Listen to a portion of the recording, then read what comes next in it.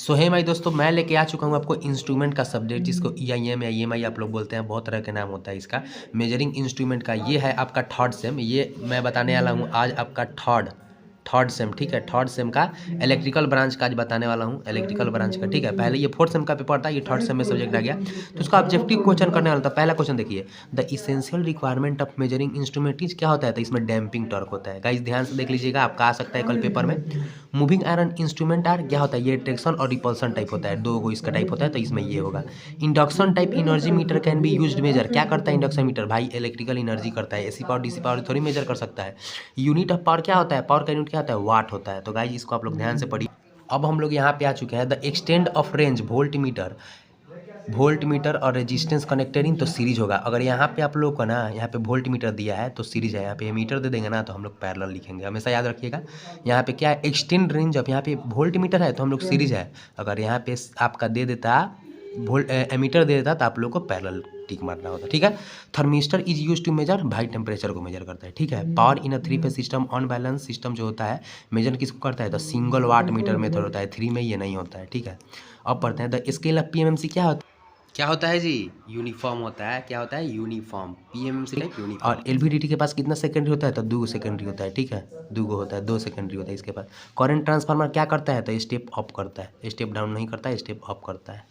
हम लोग अगले 1 नंबर सेक्शन B के क्वेश्चन में आपका 10 नंबर, एक नंबर पूछ सकता है कुछ भी, मतलब 1 नंबर में आपका 6 12 नंबर में कुछ भी पूछ सकता है, तो ठीक है। मैं आप लोगों को बता दे रहा हूँ।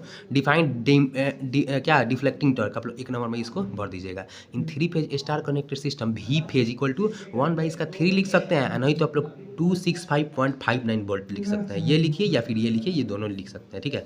Next question, the energy meter are called dash instrument. Energy meter क्या होता है? इंटीग्रेटिंग इंस्ट्रूमेंट होता है, ठीक है, तो ध्यान रखिएगा इसको। LCR मीटर अगर डिफाइन करने के लिए बोल देगा ना तो लिखिएगा 1 नंबर में L equal to induction, C equal to capacitance, R equal to क्या होता है? रेजिस्टेंस होता है। तो आपको 1 नंबर इसमें पूरा मिल जाएगा, ठीक है। थोड़ा सा डिफाइन भी कर दीजिएगा, करना होगा तो। What is the use of clamp on meter, तो आप लोग देख लीजिए इसको, ठीक है।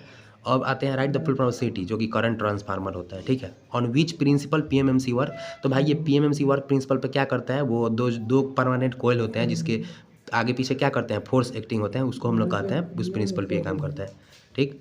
अब आगे देखिए, CRT का फुल फॉर्म क्या होता है? कैथोड रे ट्यूब होता है, कैथोड रे ट्यूब। और active power in a 3 phase system क्या होता है? PT इक्वल टू 3P5 हो जाएगा, 3P5, 3 फेज 5। तो इसको ध्यान से पढ़िए। अगर हम देखें और क्वेश्चन तो देख लीजिए, आपको फर्स्ट में क्या होता है? मेजरमेंट पूछ सकता है, 1 नंबर हो चाहे 2 नंबर पूछ लेगा। रिजोल्यूशन क्या होता है? ये पूछ लेगा। डिजिटल इंस्ट्रूमेंट क्या होता है? लोडिंग फैक्टर क्या होता है? PMMC क्या full from permanent magnetic moving coil, आप लिख दीजिएगा। What are the type of moving iron instrument, क्या टाइप्स होता है इसका? मल्टीमीटर क्या होता है? 2 एडवांटेज बताइए हमारा DCA मीटर का। फिर CRO क्या होता है? कैथोड रे ऑसिलोस्कोप, ठीक है गाइस। तो ये सब ध्यान से आप लोग पढ़िएगा।